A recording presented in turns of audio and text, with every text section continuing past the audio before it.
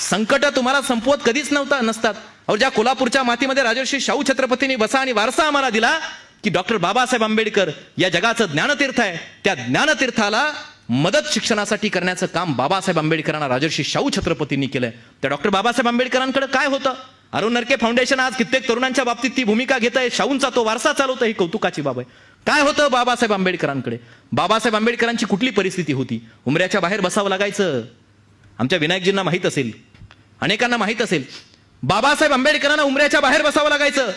या देशामध्ये इंग्रजांचं राज्य होतं आणि इंग्रज अधिकारी जर त्या शाळेमध्ये इन्स्पेक्शनला आले आणि 5वीच्या वर्गातले बाबासाहेब उमऱ्याच्या बाहेर बसलेले आहेत, सगळी वर्ग मुलं उमऱ्याच्या आत बसलेली आहेत आणि इन्स्पेक्शनसाठी आलेले अधिकारी वर्गातल्या पोरांना प्रश्न विचारायचे, एकाही पोराला प्रश्नाचं उत्तर यायचं नाही.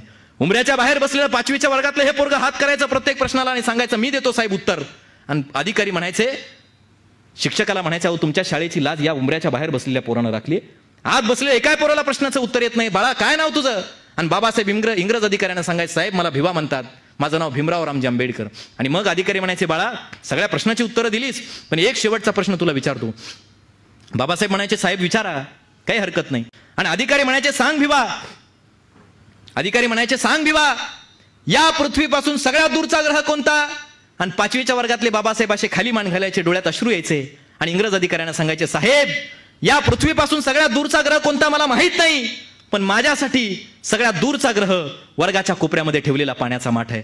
वर्गाच्या कोपऱ्यामध्ये ठेवलेल्या पाण्याच्या माठाला हात लावायचा अधिकार ज्या डॉक्टर बाबासाहेब आंबेडकरांना नव्हता. इतकी परिस्थिती त्यांची बिकट होती, व्यवस्थेनं परिस्थिती करून टाकली होती. तरी सुद्धा स्वतःच्या काळजाचं रक्त आपल्या लेखणीला पाजत देशातल्या सर्वोत्तम विद्यापीठांमध्ये शिक्षण घेऊन स्वतःच्या त्या लेखणीच्या माध्यमातून या देशाचं संविधान निर्माण करत सर्वसामान्यांच्या हाती दिल्लीच्या तख्ताला खाली खेचून आणण्याचं सामर्थ्य बाबासाहेब आंबेडकरांनी आमच्या हातामध्ये दिलंय. अरे ज्या कोलंबिया विद्यापीठात बाबासाहेब आंबेडकरांनी शिक्षण घ्यावं, मोठं किती होता आलं पाहिजे. घे उंच भरारी, मला विषय दिलाय म्हणून सांगतो, उंच भरारी किती घेता आली पाहिजे. भरारी घेणं म्हणजे काय? आयुष्यात सर्वाधिक श्रीमंती संपत्ती कमावणं याचा अर्थ मी भरारी घेणं समजत नाही. मोठं किती होता आलं पाहिजे ते बाबासाहेब आंबेडकरांच्या इतकं मोठं होता आलं पाहिजे. ज्या बाबासाहेबांना उमऱ्याच्या बाहेर बसावं लागायचं, शाहूंनी मदत करावी, बाबासाहेब कोलंबिया विद्यापीठात शिक्षणाला जावेत आणि कोलंबिया विद्यापीठातून या देशात परत यावेत आणि बाबासाहेब आंबेडकरांची प्रेरणा त्याच अमेरिकेमधल्या एखाद्या निग्रो म्हणवल्या जाणाऱ्या जातीमधल्या बराक ओबामा नावाच्या पोरानं घ्यावी आणि अमेरिकेचा राष्ट्राध्यक्ष बाबासाहेबांची प्रेरणा घेऊन ते पोरग व्हावं आणि त्याच अमेरिकेमधल्या कोलंबिया विद्यापीठाच्या बाहेर वेशीवरती त्याच बराक ओबामांच्या हस्ते डॉक्टर बाबासाहेब आंबेडकरांच्या पुतळ्याचं उद्घाटन व्हावं, पुतळा उभा राहावा आणि त्या पुतळ्याच्या खाली शब्द लिहावेत, the symbol of knowledge doctor Bhimrao Ramji Ambedkar.